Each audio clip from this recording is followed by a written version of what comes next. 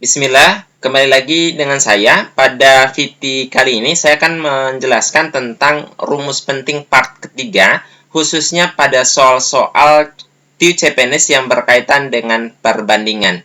Jadi, terkait dengan perbandingan ada dua jenis, yaitu yang pertama ini ya, yaitu perbandingan senilai, kemudian yang kedua perbandingan berbalik nilai. Lalu apa beda keduanya? Saya akan coba jelaskan pada video ini.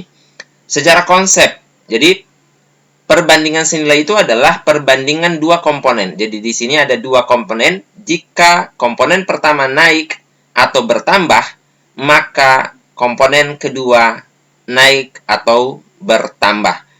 Nah, sedangkan untuk perbandingan berbalik nilai, secara konsep, yaitu perbandingan dua komponen, ya. Jika komponen pertama naik atau bertambah, maka komponen kedua turun atau berkurang. Begitu pula sebaliknya. Sama halnya juga dengan ini, ya. Kalau dia komponen pertama itu turun, maka komponen keduanya juga turun. Makanya dia dikatakan sebagai senilai. Nah, apa sih komponen pertama dan komponen kedua? Saya kasih contoh seperti ini. Misalkan komponen pertama itu dia berkaitan dengan pekerja misalkan, ya. Jadi komponen pertama itu adalah pekerja. Kemudian komponen kedua itu dia berkaitan dengan waktu gitu. Nah, sehingga kita buat seperti ini misalkan, oh kalau dikerjakan oleh sekian orang waktunya sekian, ini kalau dikerjakan sekian orang waktunya sekian. Nah, kalau dia modelnya itu adalah perbandingan senilai, yang mana kalau komponen pertamanya bertambah, maka komponen keduanya bertambah, maka kita menggunakan rumus perbandingan senilai. Perbandingan senilai seperti ini. Untuk komponen pertama kita tuliskan begini, A per B, maka ini tinggal kita kali silang, sehingga tinggal A kali Q sama dengan B kali P. Kemudian untuk perbandingan berbalik nilai.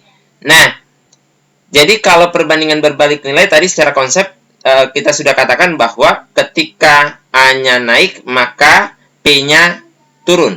Ketika B-nya turun, maka Q-nya naik. Nah, sehingga untuk menyelesaikan bentuk seperti ini, maka tinggal kita kali lurus, ya. A kali P, kemudian B kali Q. Nah, sehingga nanti kita tinggal proses. Contohnya seperti ini.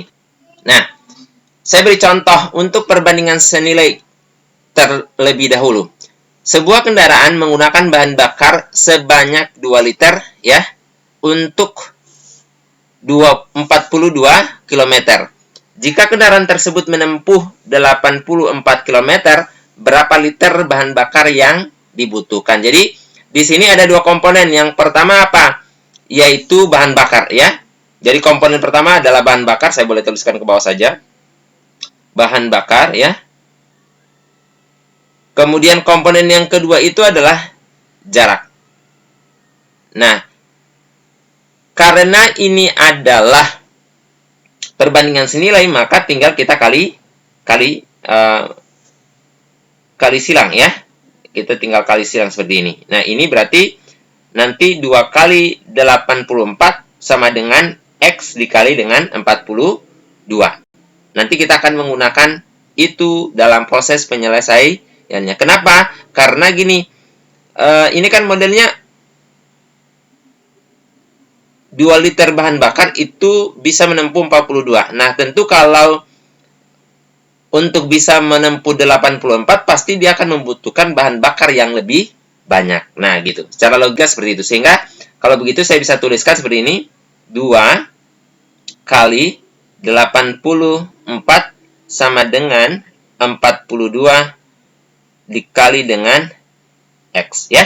Nah, sekarang berarti saya bisa tuliskan X itu sama dengan 2 kali 84 diper dengan 42.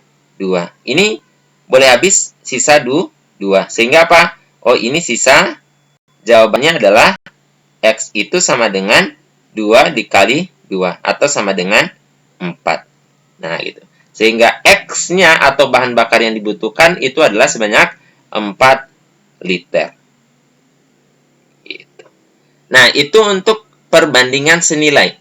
Lalu yang kedua, perbandingan berbalik nilai. Nah, ini 10 pekerja bangunan dapat menyelesaikan pekerjaannya dalam waktu 20 hari.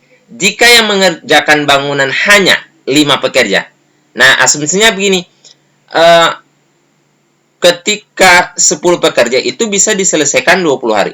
Setelah dikurangi pekerjanya 5 orang ya yang bekerja, maka tentu waktu pengerjaannya itu pasti lebih lama gitu. Jadi, ini dia berbalik nilai, tidak senilai karena yang satunya turun, ternyata pekerjaannya itu naik. Jadi ini juga kita bagi dalam 2 komponen, yaitu komponen 1 itu apa? Yaitu pekerja, ya. Kemudian komponen 2 itu adalah waktu. Nah, sekarang berarti karena ini kita sudah bisa menebak berbalik nilai, maka ini tinggal kita kali lurus seperti ini, ya. Berarti 10 dikali dengan 20 sama dengan 5 dikali dengan X ya. Saya hitung saja X.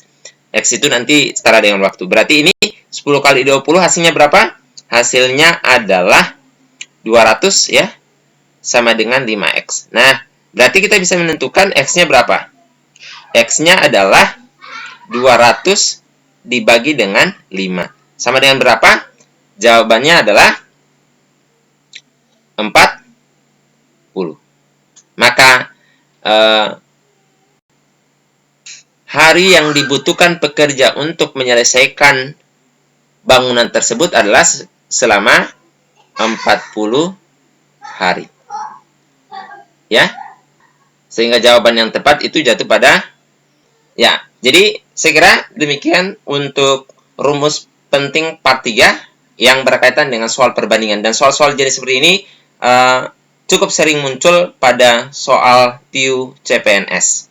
Bismillah, kembali lagi dengan saya. Pada video kali ini saya akan membahas tentang rumus penting part 4 yang sering muncul pada soal CPNS, khususnya berkaitan dengan kecepatan dan debit. Nah, yang pertama, kecepatan. Rumusnya adalah kecepatan itu adalah jarak per waktu tempuh. Nah, ini satuannya boleh meter ya. Boleh meter per sekon ya. Ada ini juga mil per jam dan lain sebagainya. Kemudian untuk rumus jarak itu sama dengan kecepatan dikali waktu, ya jarak boleh meter, kilometer dan lain sebagainya. Kemudian ada waktu. Waktu itu rumusnya adalah jarak per dengan kecepatan. Satuannya boleh sekon ya, menit, boleh jam itu ya. Kemudian contoh soal yang berkaitan dengan kecepatan seperti ini. Ini cukup sering ditemui dalam soal-soal CPNS. Misalkan ini ada 2 buah kereta api berjalan dengan jalur yang sama dengan kecepatan rata-rata 25 dan 30 mil per jam. Jika kereta pertama berjalan 1 jam lebih awal, berapa lama waktu yang diperlukan oleh kereta kedua agar dapat menyusul kereta pertama? Nah, untuk menyelesaikan soal seperti ini, maka konsep utama yang digunakan adalah ini. Nah, terkait dengan bagaimana proses penyelesaiannya, insya Allah saya akan membahas secara khusus pada video saya selanjutnya. Kemudian, untuk rumus penting yang kedua adalah terkait dengan debit. Nah, debit ini beda tipis rumusnya dengan kecepatan. Untuk debit itu adalah volume per waktu, ya. Kemudian, volume itu adalah debit kali waktu. Kemudian, waktu itu adalah volume per debit. Nah, contohnya seperti ini.